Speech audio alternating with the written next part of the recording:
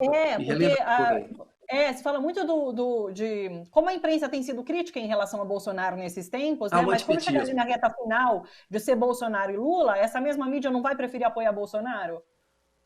Acho que setores dessa imprensa podem preferir apoiar o Bolsonaro. Agora, apanharam muito nos últimos anos, né?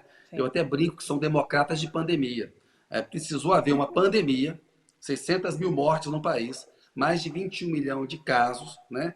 Para que se pudesse chamar o Bolsonaro de genocida. Nessa semana, o Merval Pereira escreveu, na semana que passou, uma coluna dizendo que o Bolsonaro pode ser chamado de genocida. Ou seja, chegaram no genocida agora. Né? Quando se falava nisso há um ano, falava, não pode falar que é genocida.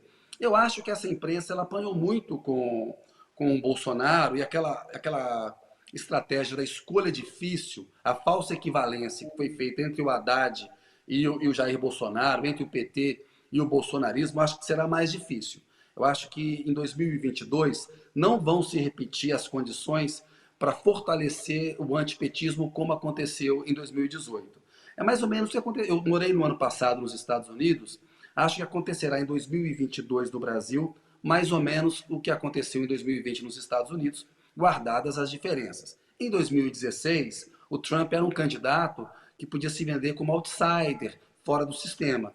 Né? Era um candidato que havia contribuído para o Partido Democrata e tem uma religiosidade fake, não é verdadeiro. O conservadorismo do Trump ele foi criado como um nicho de mercado para ganhar o eleitor de direita lá. A Hillary Clinton ela foi uma candidata mais fácil de ser batida do que o Biden em 2020. Né? Inclusive, o Partido Democrata estava mais unido em 2020 do que em 2016. O que a gente vai ter em 2022 no Brasil? A Lava Jato não vai ter a força que ela teve em 2018. Houve uma corrupção da lei processual penal, a Vaza Jato e a Operação Spoof mostraram que o ex-ministro Sérgio Moro, o ex-juiz Sérgio Moro, o procurador Deltan Dallagnol, eles corromperam a lei processual penal. Quando se fala da suspeição do Moro e quer se dizer que o Lula não é inocente, isso é recorrente na imprensa, ora, os jornalistas deviam lembrar que numa ditadura, quando há ausência de um judiciário livre, correto, que garanta o direito do cidadão, a imprensa é a primeira vítima. O princípio é de presunção da inocência. O Estado tem que provar a culpa de alguém. Se não está provada a culpa de alguém, essa pessoa é inocente. E o que aconteceu com o Lula na questão dos processos, da suspeição do Moro, aquilo não é um vício de formalidade. Aquilo não é mera formalidade. É a ausência do devido processo legal no Estado democrático de direito. Né?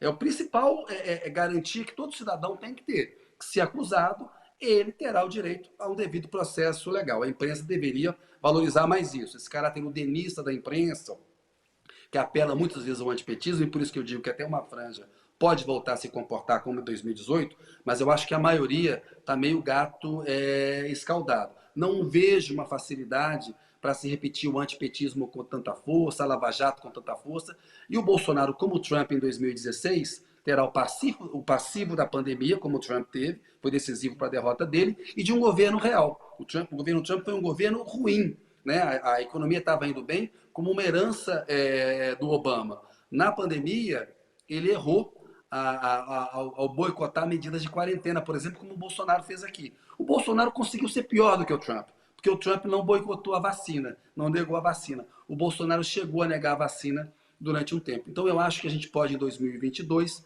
ter um cenário semelhante ao americano em 2020. Não será uma eleição fácil, a gente está vendo que ela vai ser bastante disputada, não creio que será uma eleição fácil para o Lula, mas acho que ele pode ser eleito sim, ele é o candidato mais similar, até mais próximo do que eu diria, da figura de um Biden, né, de um partido, Sim. uma figura mais moderada politicamente e experiente politicamente. O Lula foi presidente, né? O Biden foi vice-presidente, foi um senador de longa carreira.